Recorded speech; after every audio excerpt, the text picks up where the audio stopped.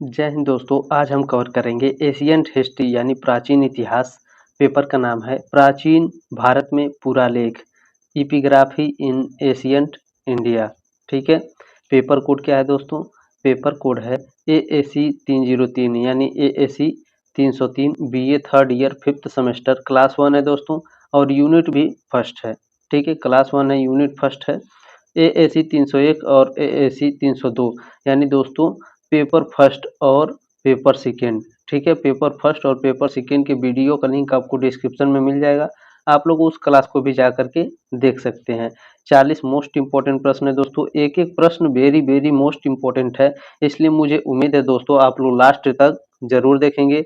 Video पसंद आया तो अपने दोस्तों के व्हाट्सएप पर इस तरह से शेयर बटन होगा, शेयर जरूर करिएगा दोस्तों। चैनल पर नया है तो सब्सक्राइब जरूर करिएगा, ताकि छठे सेमेस्टर में भी आप हमारे साथ जुड़े रहें। चलिए स्टार्ट करते हैं दोस्तों आज की क्लास।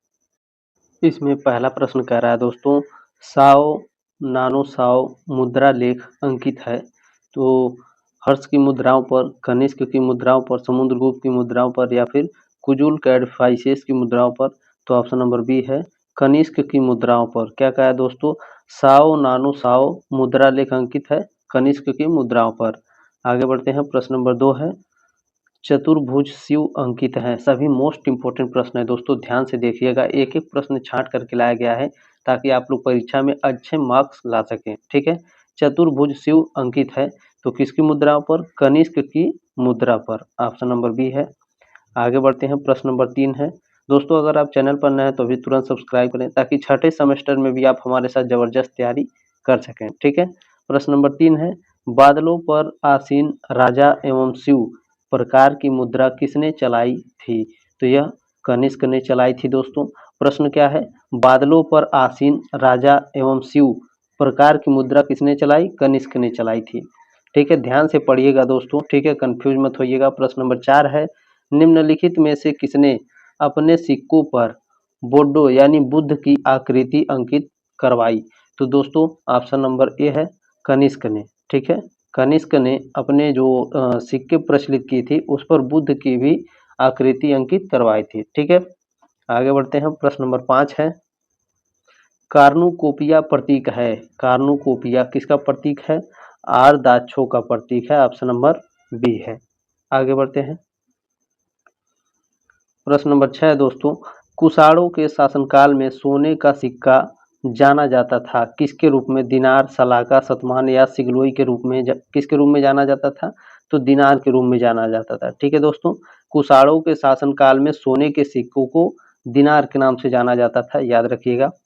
प्रश्न नंबर 7 है कुषाणों के शासनकाल में दिनार का औसत भार क्या था? देखिए वेरी वेरी मोस्ट इंपोर्टेंट प्रश्न है दोस्तों।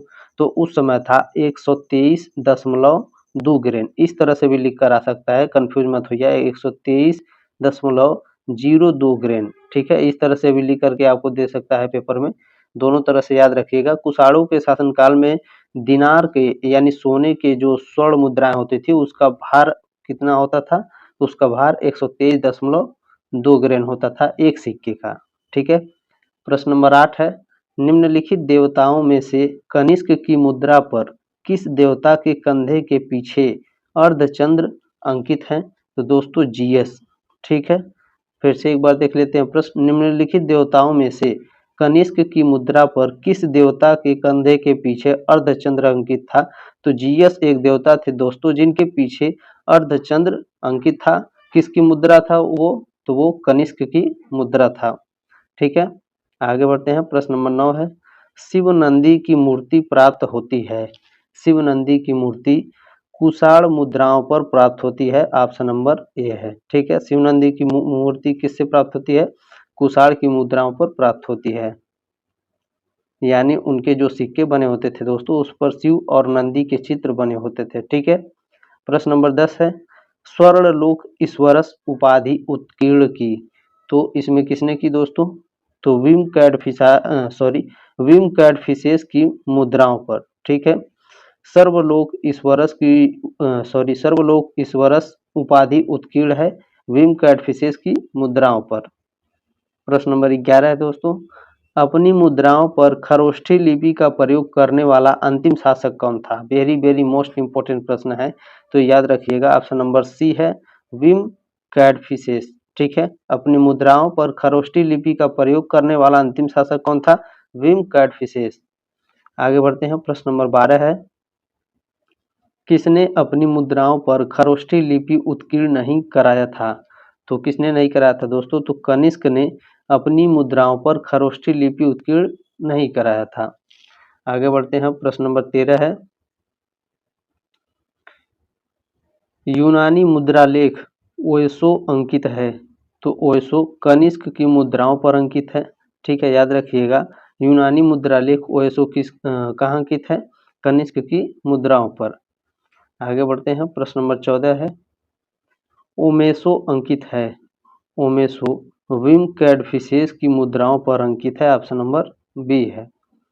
आगे बढ़ते हैं, प्रश्न नंबर 15 है, बुद्ध का रूपकरण पाया जाता है।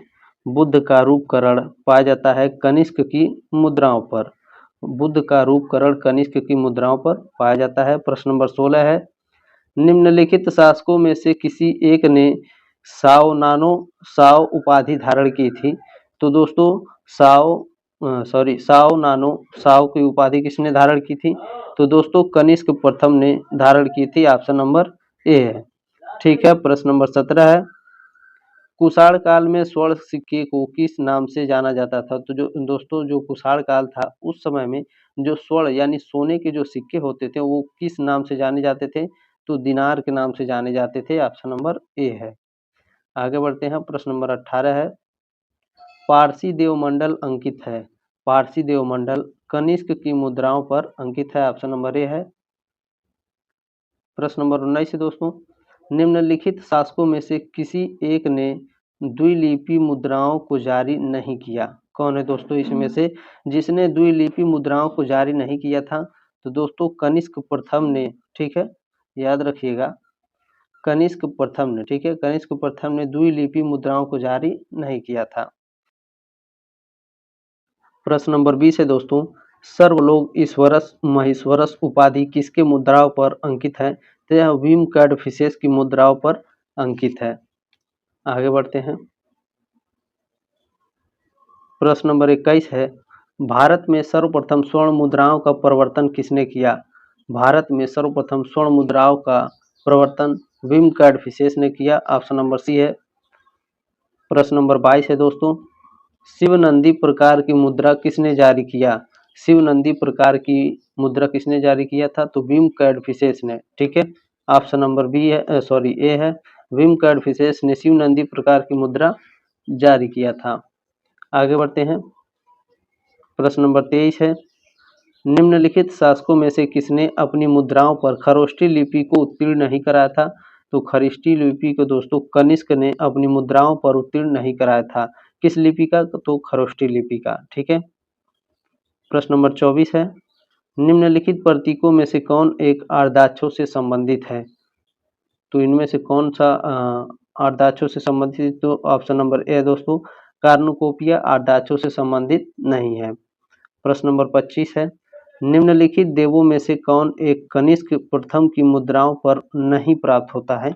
तो ऑप्शन नंबर बी है विष्णु कनिष्क प्रथम की मुद्राओं पर प्राप्त नहीं है, बाकी शिव बुद्ध और आर्द्राक्षों ये पाए जाते हैं। ठीक है, प्रश्न नंबर 26 है, निम्नलिखित देवों में से कौन एक कनिष्क की मुद्राओं पर नहीं प्राप्त होते हैं? दो प्रश्न एक ही बार टाइप हो गया, इसके लिए सॉरी। तो याद रखिएगा विष्णु है जो कनिष्क की मुद्राओं पर नहीं प्राप्त होते हैं, बाकी शिव बुद्ध और आर्द्राक्षों पाए जाते हैं, याद रखिएगा। प्रश्न नंबर 27 है, कुषाण स्वर्ण मुद्राओं का नाम है।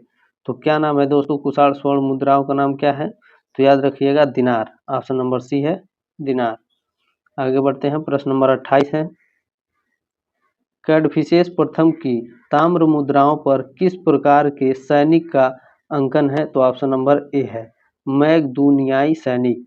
ठीक है, मैगदूनियाई सैनिक कैडफिसेस प्रथम की ताम्र मुद्राओं पर अंकित है। ठीक है, प्रश्न नंबर 29 है, संयुक्त रत्न पिटक, ध्यान दीजिएगा मोस्ट इंपोर्टेंट प्रश्न है, संयुक्त रक्त पिटक और धर्म पिटक निदान सूत्र में देवपुत्र शब्द का प्रयोग किस शासक के लिए किया गया है? देखिए किस तरह से उलझा करके प्रश्न पूछा है, तो इसमें ऑप्शन नंबर बी हो जाएगा, कनिष्क के लिए प्रयोग किया गया है। एक बार और देख लीजिए, संयुक्त रत्न पिटक धर्म पिटक निदान सूत्र में देवपुत्र शब्द किसके लिए प्रयोग हुआ है? तो कनिष्क के लिए। ठीक है। प्रश्न नंबर 30 है, कुजूल कैडफिसेस की मुद्राओं पर मुकुटधारी शीर्ष का अंकन किसके समरूप है? तो किसके समरूप है? तो आगस्ट शीर्ष के समरूप है। ऑप्शन नंबर ए है।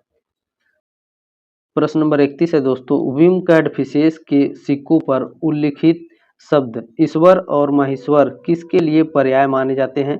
तो यह राजा और महाराजा के लिए पर्याय माने जाते हैं। ठीक है। विम कैडफिसेस के सिक्कों पर उल्लिखित शब्द ईश्वर और महेश्वर किसके पर्याय माने जाते हैं? राजा और महाराजा के, याद रखिएगा।